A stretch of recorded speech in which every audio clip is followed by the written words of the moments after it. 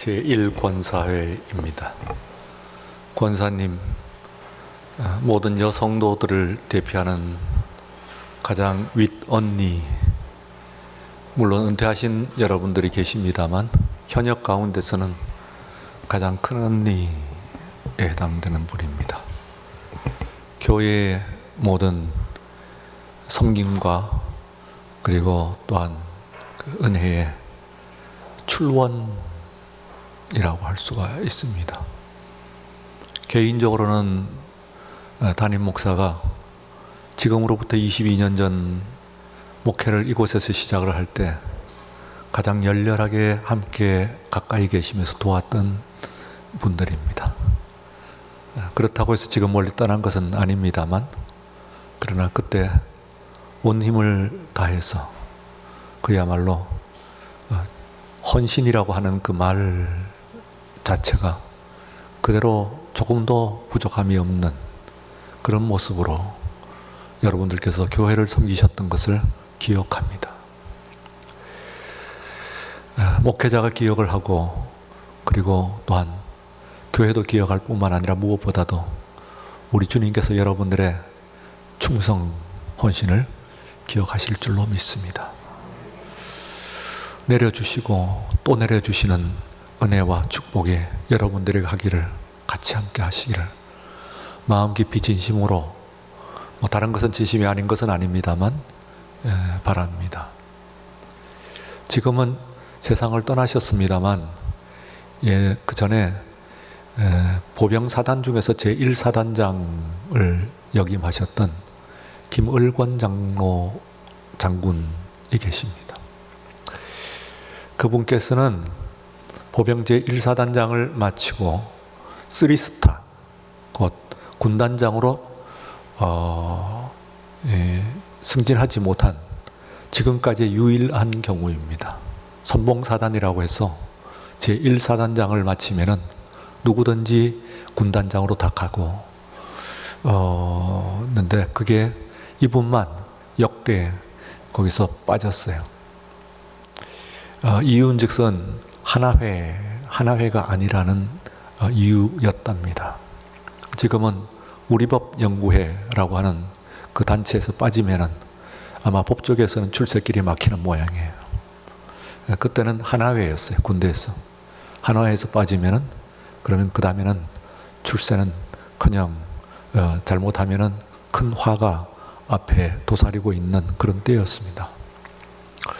하나회가 아니었다는 그 이유 하나만으로 그분이 좌천되는 것이 논산에 있는 논산훈련소장으로 내려가셨는데, 그 자리도 의미 있는 자리긴 합니다만 그 안에 직계상으로 보게 되면 아마 그게 좌천인 것 같아요. 그것을 끝나고 이제 옷을 벗으라는 그런 뜻이었답니다. 논산훈련소장을 마치게 되면 그것으로서 더 이상 진급은 없고 그것으로 군 경력의 모든 것이 끝나는 그런 상황이었어요. 그 끝나면서 대개 이제 그런 분들이 그렇듯이 정치 그리고 힘의 세계 환멸을 느끼면서 그 전부터 신앙이 있으셨습니다만 그러나 기독교 신앙에 더욱 깊이 귀의를 하셨어요. 학구파였기 때문에 그 뒤에서 계속해서 또 공부를 하기를, 신학을 하기를, 기독교를 알면 좀 제대로 알자 해서 신학을 하기를 위해서 캘리포니아 신학대학이라고 하는 미국의 캘리포니아 주에 있는 대학인데, 그렇게 대단한 대학은 아니고 한 2급 정도 되는 대학입니다. 캘리포니아 신학대학에 신학 박사 학위를 받으셨는데, 그때의 그 신학 박사 학위의 논문 지도를 제가 했습니다. 그 관계 때문에 이제 제가 그분과 개인적인 만남이 이루어졌죠. 작년에 소천하셨습니다. 오랫동안 그 병석에 누워 계시다가, 근데 지금 오늘 예배 바로 직전에 들린 얘기입니다. 박영술 권사께서 하나님의 품에 안기셨습니다. 한 시대가 간다, 그런 생각이 좀 듭니다. 박영술 권사님, 여러 권사님들 가운데서도 특별히 그 선이 굵은 분들이 계십니다. 한 시대 분명하게 교회를 지키셨던 그런 분들. 우리 일권사 여러분들도 뭐 그러신 분들이 있나. 그때에 그분이 이제 힘주어서 저한테 말씀을 하신 것이 1이라고는 숫자의 의미입니다. 대한민국 역사상에서 제1사단장, 보병 제1사단장 하면은 누구든지 이미 거기에 사단장으로 부임하는 그 순간부터 군단장이 예비되어 있는, 최소한 군단장은 예비되어 있는데 자신은 빠졌노라. 근데 그것이 엄청난 충격이었던 것 같아요. 그 당시에 이게 여러 번 말씀을 하셨는데 가만 들어보니까 본인으로서는 거의 뭐 인생이 끝나는 것과 같은 그런 그 의미였다고 해요. 그래가지고 이제 논산훈련소장을 들어가셔가지고 거기서 이제 부대 교회를 짓는데요. 지금 최근에는 그보다도 더 큰 교회를 지었습니다만 그 당시는 상당히 초라한 교회였어요. 그곳에 교회를 지어야 되는데 계룡교회인가요? 그 교회를 지어야 되는데 그 교회를 짓는 자리가 헬리콥터 그 착륙장이었대요. 근데 이렇게 되면 보안 시설이 되는 거예요. 비행기가 착륙한다. 헬리콥터도 어쨌든 항공기니까 항공기가 착륙하는 곳은 이건 보안 시설입니다. 거기에 다름 아닌 교회가 선다. 이렇게 되니까 이게 이제 보통 문제가 아니에요. 그런데 교회가 설 수 있는 장소는 그곳밖에 없었대요. 다른 데는 이제 더 이상 없는 거예요. 교회가 선다면은 그 자리가 있어요. 장례를 내다볼 수 있는 자리예요. 그런데 이분이 비록 좌천은 됐지만은 또 좌천됐으니까 이제 뭐 다 이제 끝난 상황이니까 그만큼 뭐 힘이 있는, 그래서 아마 본인의 말씀으로서는 역대 논산훈련소장 중에서는 가장 힘이 있는 그 소장이었어요. 뭐 끝나는 거니까 더 뭐 다 나갈 것도 없고, 이래서 이제 곳에 교회를 정해갖고 세우고, 지금은 이제 바로 그 자리긴 합니다. 그 자리에서 새로 세웠는데 어쨌든 그때 그분이 그걸 하셨는데 보안대가 덤벼들지 못했다는 거예요. 그분의 바로 직전 제1사단장이 누구냐면 전두환 장군입니다. 그분이 1사단장 하셨다가 수도 경비사령관, 그리고 또 가가지고 그 다음에 이제 보안사령관 이렇게 이제 가갖고 있는 동안에 이제 사건이 터지면서 그야말로 그전엔 알지도 못했던 사람이 갑자기 또 올라가지고 대한민국의 대통령까지 올라간 그 놀라운 역사를 우리가 경험을 했습니다. 그런 상황 가운데서 바로 전 장군이 바로 보안사령관을 역임을 했기 때문에 그 힘으로 이제 대통령까지 된 거죠. 그러다 보니까 보안사가 엄청나게 힘이 있는 거예요. 그 당시에는 김재규 씨는 이제 중앙정보부 거기서는 또 그건 치고 오히려 보안사가 가장 힘 있는 기관으로서 세계 전국에서 가장 힘 있는 기관으로 떴던 그런 때였어요.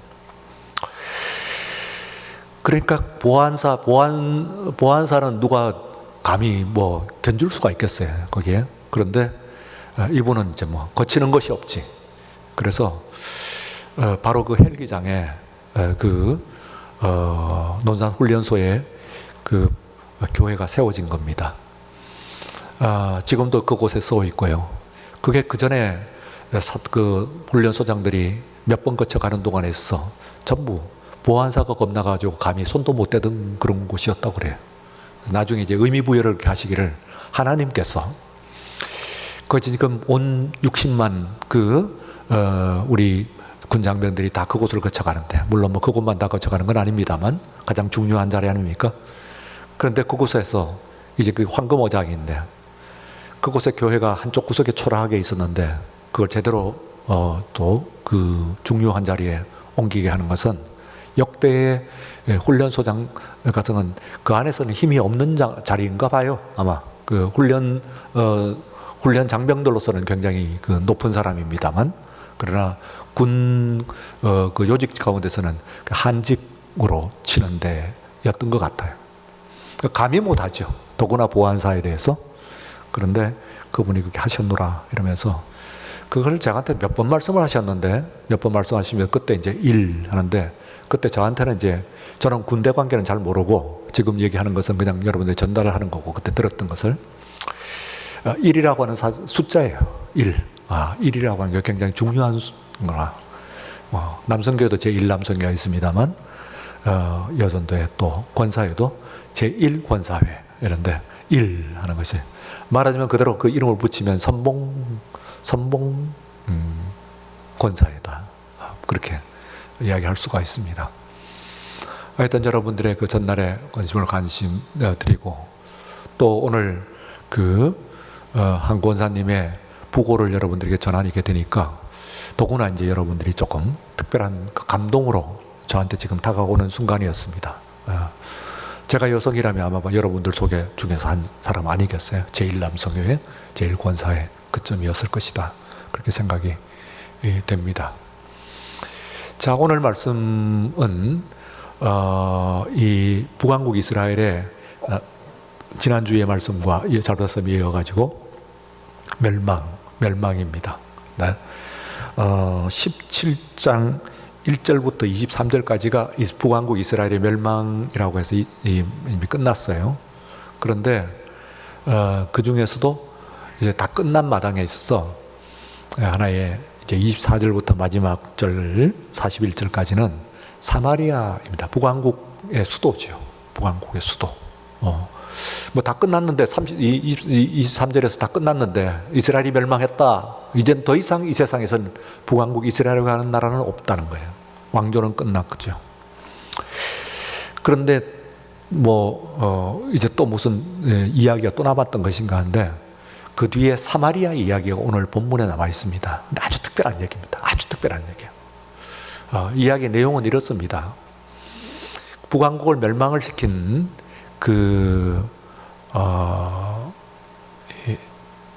아수르가요. 그때 이제 디글랏빌레세르라고 하는 왕인데, 이 나라가 북왕국을 멸망을 시키고 난 다음에 사마리아는 남겨놨어요. 그 사마리아는 그러니까 수도만 남겨놓은 거지. 수도만 남겨놓고, 그리고 왕이라고 꼭두각시 왕, 꼭두각시 괴뢰 왕을 세웠는데, 그 사람의 이름이 호세아라고 하는 사람입니다. 호세아서를 쓴 호세아하고는 다릅니다. 동명이인입니다. 왕 이름입니다. 이 사람은. 그 사람은 선지자고 호세아 왕이에요. 그래서 이 호세아 왕이 사마리아에 이제 그 왕으로 있고, 그리고 그 다음에 왕만 꼭두각시로 만든 것이 아니고 주민들을 다 소개를 시켰어요. 다 긁어가지고 완전히 땅 곳으로 옮겨놓고, 그리고 그 다음에는 이제 그곳에 아수르 사람이라는데, 사실은 아수르 사람은 이스라엘도 북왕도 이제는 아수르 사람이에요. 그렇게 치면 아수르 사람이라고 하는 그 의미는 아수르의 본토에 원래 아수르 사람이 있고, 그리고 아수르가 세계를 정복을 하게 되면 그 정복한 모든 나라들이 각 나라와 그리고 각 민족은 그 전에 있었습니다만 다 통치를 하게 되니까 그게 다 아수르 사람이 되는 거예요. 우리가 전에 예수님께서 그 두로와 시돈 지방에 갔을 때 시돈 여인 기억하시죠? 몇 주 전에 제가 주일 말씀을 드린 것이, 거기에 보면은 시돈에 있는 이 두로에 있는 한 여인이 뭡니까? 어떤 과부 여인이 이름이 헬라인이에요. 그리고 수로보니게, 아수르, 수로 하는 것은 아수르, 그리고 보니게, 페니키아. 그러니까 막 짬뽕이라고 그랬죠. 그런데 헬라인이었다. 이런 이야기는 그 헬라가 마게도니아가 그 나라를 완전히 점령을 했기 때문에 그 나라를 그렇게 치는 거예요. 그러니까 이 사람들이 다 말하자면 아수르 사람이라고 합니다만 실제적인 본토 아수르 사람은 아니고 아수르는 세계를 정복한 나라니까 그 모든 나라들이 다 그 지역에 있는 그 여러 나라의 민족들을 이곳에다가 그야말로 이식을 한 거죠. 이민입니다. 이식민, 이민을 시킨 거예요. 그리고 정작 그곳에 있던 이스라엘 사람들은 다 긁어갔어요. 왕만 남겨놓고. 그리고 왕도 꼭두각시 왕이요. 그리고 또한 백성들도 모두 다 각 나라에서 다 불러와가지고 모아가지고 거기 살게 하고, 아마도 틀림없이 북왕국 이스라엘에 있는 사람들도 긁어가지고는 들어가서 어디로 데려갔냐 하면은 그렇게 다 뿔뿔이 흩어져 갖고 여기저기 다 심어버렸어요. 그 무슨 정책이냐면은 그 이제 이민 정책으로서 나라와 민족을 다 없애는 정책이에요. 실제로 이것이 효과를 발휘해가지고 북왕국은 다음에 어디로 갔는지 다 큰 적이 없어요. 조금 남아있는 것이 에브라임이 좀 남아있고 므낫세가 조금 남아있고 그렇습니다. 그 정도 남아있고 그 다음에 나머지는 그때부터는 다 없어지는 겁니다. 사실상에 있어서 그 족보가 다 없어지는 거죠. 이 유다 나중에 뒤에 남유다가 멸망이 될 때에 이 남유다 사람들은 그것을 알았기 때문에 그걸 보존하기 위해 다윗 왕조를 중심으로 해갖고 잘 뭉쳤어요. 그리고 설령 떨어진다고 하더라도, 서로 흩어진다고 하더라도 서로의 회당이라고 하는 것을 통해 가지고 그것을 딱 결집을 하는 그런 결성체를 만들었는데, 아마도 북왕국이 멸망하는 것을 보면서 거기에 대한 어떤 대비를 또 한 것이다, 그렇게 생각을 할 수가 있습니다. 참 재미있는 현상이 일어났어요. 그것은 무슨 얘기냐면, 뭐 이 나라의 이 민족, 저 나라의 저 민족, 뭐 이래가지고는 짬뽕으로 와가지고 여기 다 심었고, 왕만 있고 그 사람들은 있는데, 이 사람들이 그곳에 와가지고는 이제 뭐 보니까 뭐 말도 안 통하고 뭐 민족이 다 다르고 뭐 서로 사는 사람들이 막 섞여 있는 거예요. 그러니까 거기서 이제 말하자면은 서로 또 교통은 해야 될 거 아니겠어요. 그래서 그 땅이 원래 믿었던 그 종교, 자기들이 갖고 온 어느 민족의 어느 종교를, 어느 신앙을 이야기를 한 것이 아니고, 그 땅이 원래 믿었던 그 신앙을 믿자고 든 거예요. 희한하죠. 그런데 믿자고 드니까 어떻게 됐어요? 가르쳐 줄 사람이 있어야지. 어떤 것을, 뭐 하나님을, 여호와 하나님인데 여호와 하나님을 어떻게 믿는지 알 수가 있어야죠. 그래서 그 사람들이 청원을 합니다. 앗수르에다가. 이 땅에서 지금 다 긁어갖고 이제 이 땅에서 일던 사람들은 다 이 땅을 떠났는데, 그런데 우리가 여기 와가지고 이 땅에서 오래 이 사람들이 28절 보세요. 이에 사마리아에서 사로잡혀간 제사장 중 한 사람이 와서 베델에 살며 백성에게 어떻게 여호와를 경외할지를 가르쳤더라. 베델이라는 것은 북왕국이 예루살렘이에요. 말하자면은 성지란 말이에요. 거기에서 근데 그 제사장이 누군지는 또 몰라. 그것도 의미도 없어. 뭐 그 사람이 가르친 거 원래 잘 믿는 사람도 아니었어. 정말로 잘 믿는 제사장이었으면 이런 꼴도 안 났을 거야. 그런데 이 사람이 지금 이제 이렇게 됐으니까 북왕국에 살았던 제사장 중에 한 사람이라고 평가절하를 합니다. 지금 이게 얼마나 중요해요. 보세요. 다시 말씀드려요. 북왕국에 있는 사람들은 다 끌려가서 다 세상 각곳으로 흩어졌어. 그리고 세상 각곳에서 여기저기 긁어 모은 사람들을, 한 곳도 아니고 여러 민족 여러 나라에서 긁어 모은 사람들을 가지고 이곳에다가 심었어. 그때 그 사람들이 하나님을 믿겠대. 원래 여기는 여긴 뭘 믿었던 데예요? 여호와 하나님을 믿었던 데예요. 그래? 그러면 우리도 한번 여호와 하나님을 믿어보지. 이 땅에 이렇게 왔으니까. 그랬더니 그러면서 그럼 누가 우리한테 신앙을 가르치냐 하니까, 여기서 끌려간 사람 중에 한 사람 보내주세요 하니까 보내줬단 말이야. 근데 그 사람이 정말 제대로 가르친 사람이고 그 사람을 정말 하나님의 사람으로 만들었다고 하면은 한 사람은 아니겠지, 최소한. 그죠? 사람 하나가 넘는 그런 얘기가 아니고 그 사람의 이름이 나왔을 거예요. 근데 의미가 없어요. 그냥 한 제사장이야. 와서 가르친다. 한 사람이 돌아온 거예요. 그래가지고 이제 이 사람을 중에서 여호와를 경외를 가르쳤는데 29절부터 그러나 하고, 각 민족이 각기 자신의 신당들을 만들어서 사마리아 사람이 지은 산당들 위에 두되 각 민족이 자기들이 거주한 성읍에서 그렇게 하여, 보세요, 바벨론 사람들은 습꽃 분옷을 만들었고, 우상 이름입니다. 구스 사람들은 네가를 만들었고, 우상 이름입니다. 하맛 사람들은 아시마를 만들었고, 하맛 사람의 우상이에요. 31절 아왓 사람들은 나파스와 나르닥을 만들었고, 스발바임 사람들은 심지어는 그 자녀를 불살라 그들의 신 아드람 멜렉과 아람 멜렉에게 드렸다는 거야. 스발바임 사람들은 어떤 종교냐 이게 하면은 자신들의 자녀를 불태워버려요. 그것이야말로 정말 신들에게 정말 잘하는 거다. 신들에게 짐승을 희생하고 혹은 돈을 드리고 이런 것들도 훌륭하지만 진짜 신을 위해서는 정말 신앙을 제대로 보여주는 것은 자신의 자식을 바치는 것, 이것보다도 더한 그 신앙이 없다 하고 가르치는 신앙이었다는 것을 우리가 알 수가 있어요. 그래서 그들의 신 아드람멜렉과 아남멜렉, 보나마나 한 신은 남자신이고 하나는 여신일 겁니다. 그러면 아드람멜렉, 아남멜렉이라고 하는 두 신을에게 자신의 자녀를 불태워드렸단 말이야. 태워갖고 드린 거야.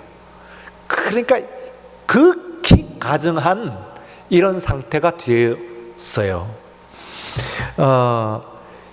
그래서 산당에 또 다른 제사장을 택해가지고 하니까 33절에 보세요. 평가를 하는데 이와 같이 그들이 여호와도 경외하고 또한 어디서부터 옮겨왔든지 그 민족의 풍속대로 자기의 신들도 섬겼더라 하고 33절에 있어요. 보세요. 그나 땅에 와서 여호와를 알지 못하던 사람들이 여호와를 믿겠습니다. 제사장도 보내주세요. 예배도 드립니다. 주일도 지킵니다. 목사님의 설교도 듣습니다. 성경 모두 합니다. 해놓고서는 그 다음에는 자신들의 출신에 지금까지 있던 그런 신앙들 같은 것들도 그대로 다 복원을 하는 거야. 그러니까 더 복잡한, 그 이전에 이스라엘 사람들이 종교 혼합주의보다도 상대도 안 되는 각 민족들이 전부 와가지고 여러 가지 신앙들이 다 짬뽕이 되어 있는 그 가운데서 이제 여호와 하나님 그것도 하나 있는 거예요. 이와 같이 자기들의 신도 섬겼더라 이렇게 되어 있습니다. 그래서 이제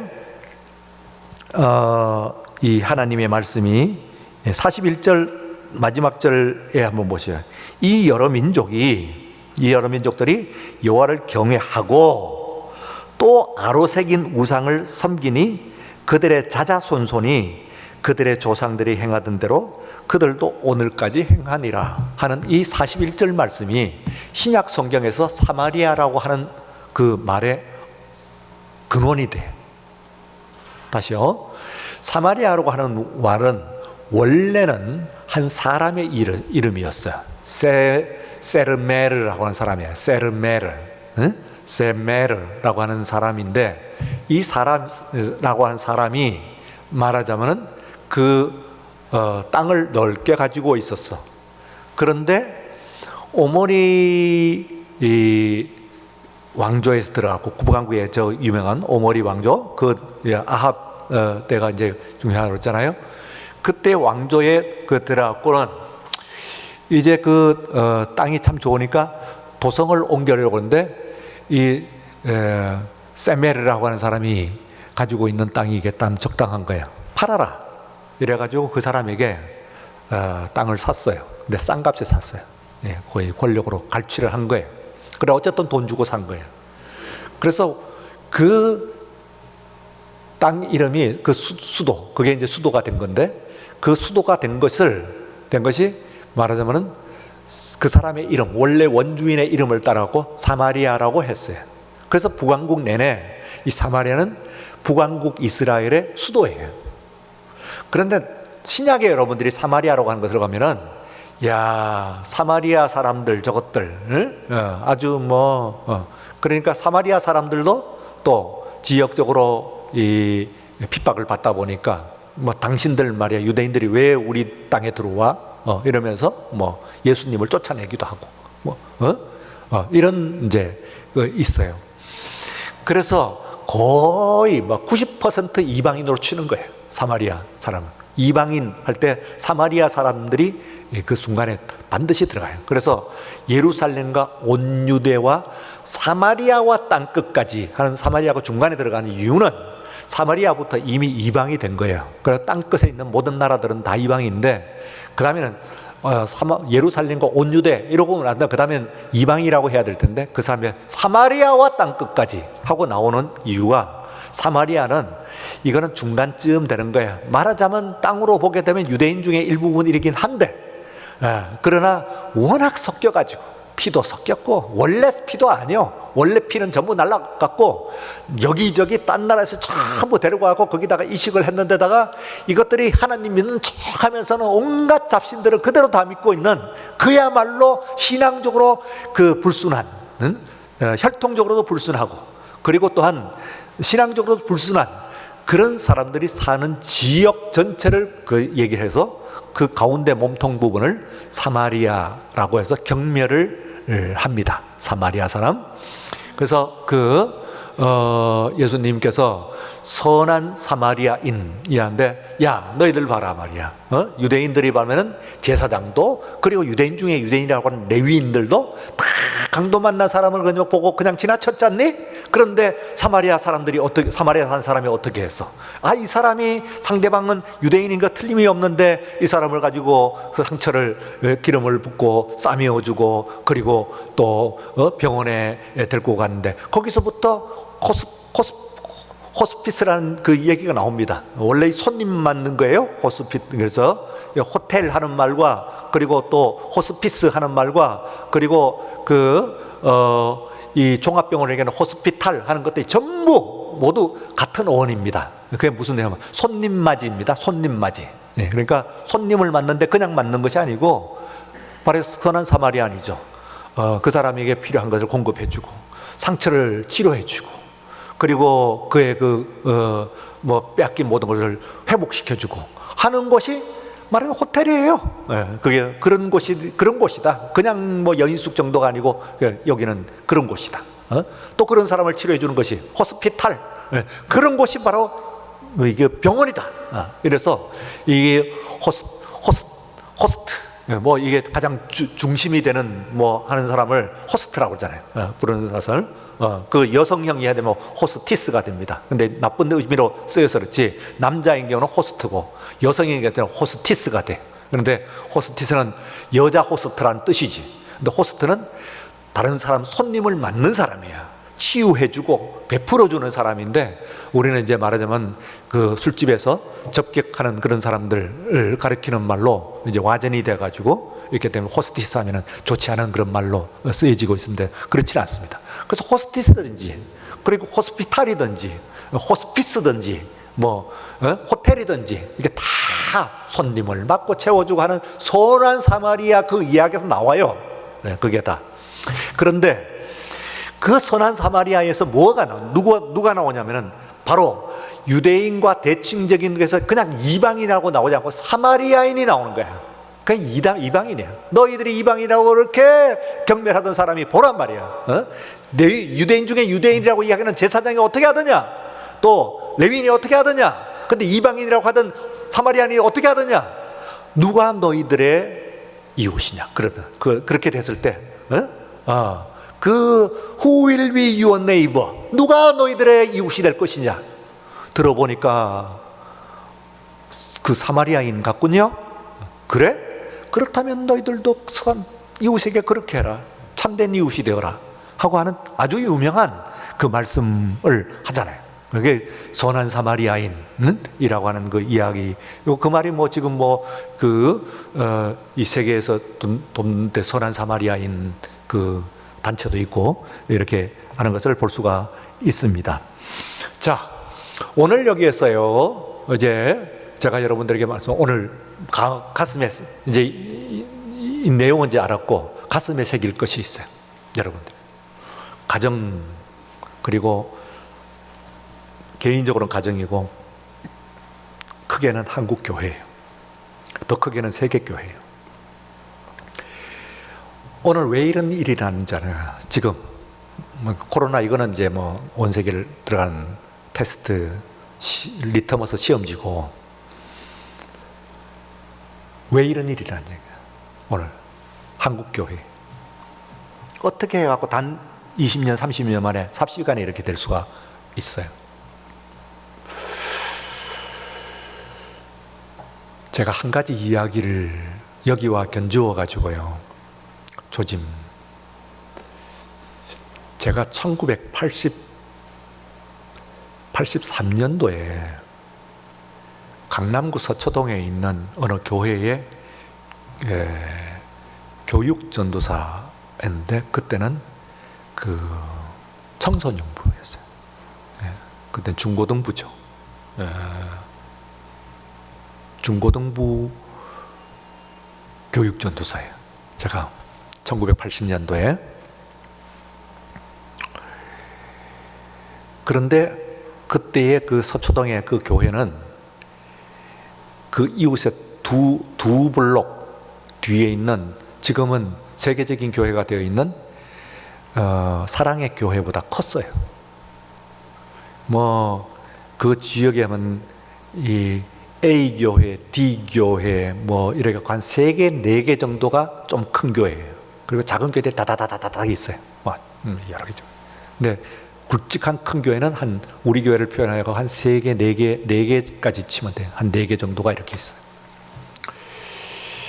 그 중에 하나가 사랑의 교회였어요. 그런데 우리 교회가 더 컸어요. 조금 컸을 뿐만 아니라 교회 구성원을 보게 되면은 우리 제가 있던 출석하던 교회의 구성원들이 훨씬 사회적으로 저명한 인사들이 많아요. 사이즈도 크고. 그래갖고 그 당시에 저는 어떤 느낌이 들었냐면은, 흔히 TV를 주중에서 뉴스나 혹은 뭐 교양 강좌나 뭐 등등 뭐 이게 들어보면은, 그러면 우리 교회 집사님, 장로님들이 나오기 때문에, 권사님들 나오고 이렇기 때문에 그야말로 뭐 방송국에 뭐가 되어 있는 것 같은 그런 느낌이에요. 거의 뭐 굵직굵직한 법조계, 정치계, 뭐 학계, 뭐 문화계, 뭐 방송계, 뭐 언론, 뭐 없는 사람이 없어. 뭐 전부 다 그래요. 그러니까 엄청 나거든요. 어느 정도였냐고요? 그 연세대학교 경영학과를 나온 분이 있어요. 그 당시는 연세대학교, 지금은 경영학과가 조금 늘었는데, 그 당시는 연경, 고법이라고 해서 고려대학교는 법대고 연세대는 경영이에요. 그거는 서울대하고 같이 쳐주는 거예요. 그런데 하도 재직들이 다 그 서울대학으로 선후배가 되어 있으니까 이분이 거기서, 그런 말하자면은 좀 그 차별 대우를 받은 거예요. 그리고 어느 날 수요일 예배입니다. 오늘 저녁같이 수요일 예배를 드리는데, 한 사나이가 술이 근하게 취해가지고 문을 뻥 차고 들어옵니다. 그야말로 도발이죠. 엄청난 일이지. 전부 다 혼비백산에 놀래가지고 쳐다봤더니 그 집사님이에요. 근데 그분이 이제 뻥 차고 들어오면서 뭐라고 빽 소리를 지르고 그냥 계단을 내려가 버렸는데, 그때 뭐냐면, 서울대학 나온 놈만 사람이냐? 그러고 뻥 차고 들어가 버렸어. 근데 그분이 졸업이 연세대학 경영학과예요, 그 당시에. 인류 중에 인류죠. 예.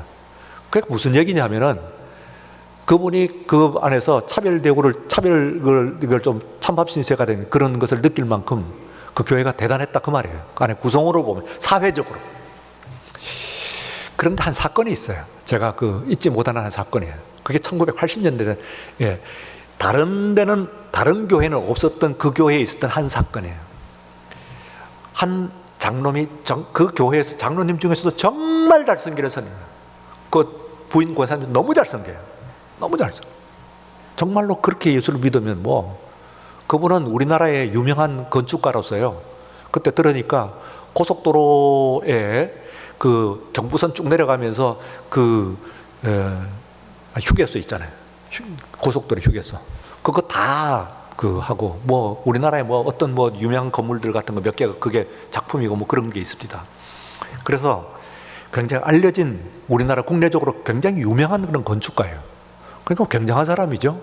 훌륭하시고, 그리고 신앙도 훌륭하시고, 참 훌륭하세요. 그런데 그 당시에 그 아들이 고등학교 3학년이에요. 3학년인데 고등 2학년인가 보다. 고등학교 2학년. 고등학교 2학년인데 회장이 됐어. 중고등부 회장이 됐어. 근데 뭘 했냐면은 학생 임원들이 돌아가면서 그 교회는 그때 교회 청소를 해야 돼요.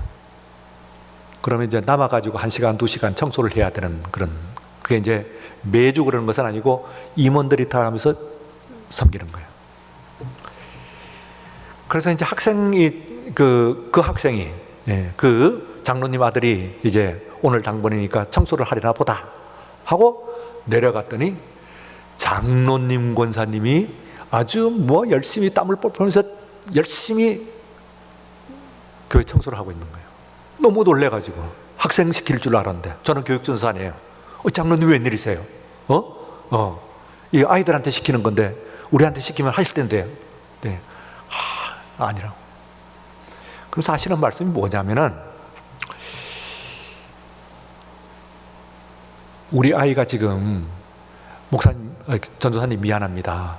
우리 아이가 지금 이게 지금 고2인데 얘가 지금 집안이 다 서울대학 사람들인데 얘도 서울대학을 보내야 쓰겠는데 이게 지금 현재 이거 와갖고 청소하고 이렇게 하면은 어렵다는 거예요.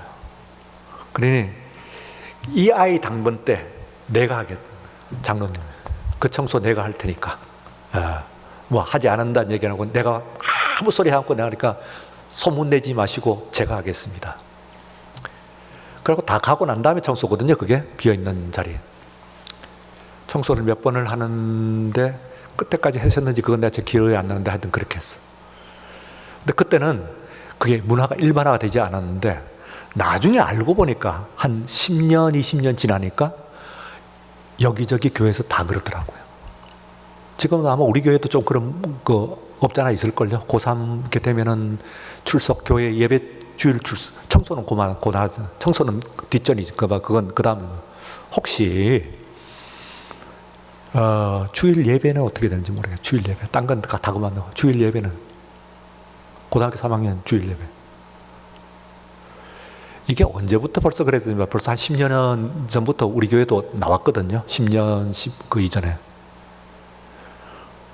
그거 이유를 대고 설명을 하자면 그래야 되는 이유 충분하고 무슨 얘기인지 뭐 저도 자녀 키웠는데 모르겠어요. 알지. 그런데 이미 그때 한국 교회가 기울기 시작한 겁니다. 청소년부 문제 아니에요. 한국 교회가 기울기 시작한 거라고요. 걔 지금 고등학교 2학년, 3학년 대학교 졸업해야 됩니다. 뭐 의사니까 어떻게 해야 됩니다. 뭘 어떻게 해야 됩니다. 취업하니까 또 어떻게 해야 됩니다. 하던 그 순간부터 이미 우리는 불완전한 교육을 한 거죠. 하나님 말고 다른 것들 또 심은 거예요. 옛날 거 다 끄집어낸 거예요. 그때부터 한국 교회가 기울었어요. 사실은요. 그래서 오늘 이 꼴이 난 겁니다. 이 꼴이. 코로나 지금이 벗겨지게 되면은 이제 실체가 드러난다고 다들 이야기를 하는데 그 실체가 어떤 것인지 하는 것에 대해서 두려움과 걱정을 지금 보고 있습니다. 이게 끝나고 나면은 도대체 어떤 모습일까? 기본적으로 얘기하면은 60대 이상은 거의 90% 이상 인데 10대에는 10%라고 이야기를 하고도 있습니다. 그 전에 이어지질 않던 거예요. 왜 그런 줄 아세요? 우리가 여호와 하나님을 가르친다고 하면서 내가 제대로 세게 믿을게. 그 장로님, 그 훌륭하신 장로님인데 저는 지금도 존경해요. 사실은요. 그분은 존경받을 만한 분이에요. 그래서 지금 제 마음에 제가 경멸하는 거 아닙니다. 지금 우리의 상황을 얘기하는 것이지 그분을 뭐 어떻게 이해하는 것이 아니라 굉장히 존경하는 장로님이에요. 그런데 문제는 그분만의 이야기가 아니었고 그때 시작된 그것이 그분만의 스토리가 아니었다는 것이지. 제가 쭉 봤잖아요. 그때 교육전사로부터 신학교 신대원생부터 지금 오늘까지 이제는 뭐 은퇴 이야기도 할 만큼 여기까지 여기에 관해서 지금 왔을 때 한국교회의 이야기를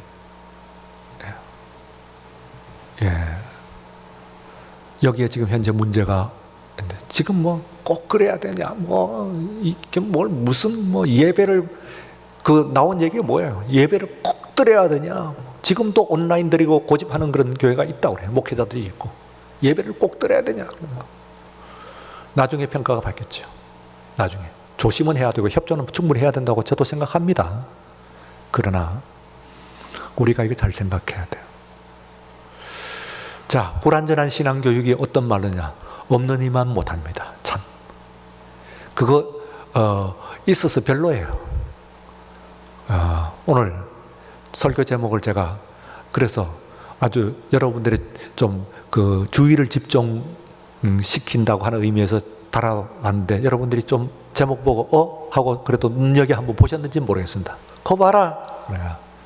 거 봐라. 모든 세상의 제1원리는 뿌린 대로 거둡니다. 이게 삶의 제1법칙입니다. 뿌린 대로 거두게 돼 있어요. 이렇게 뿌려놓고 좋은 결과 바라요? 이렇게 믿어놓고 이렇게 예배드려놓고 좋은 결과 바라세요? 하는 얘기예요. 정말 풍성한 열매를 원하고 축복받기를 원하시고 하나님께서 우리들을 살리기를 원하시면 지금 씨를 잘 심으세요. 제대로 믿으세요.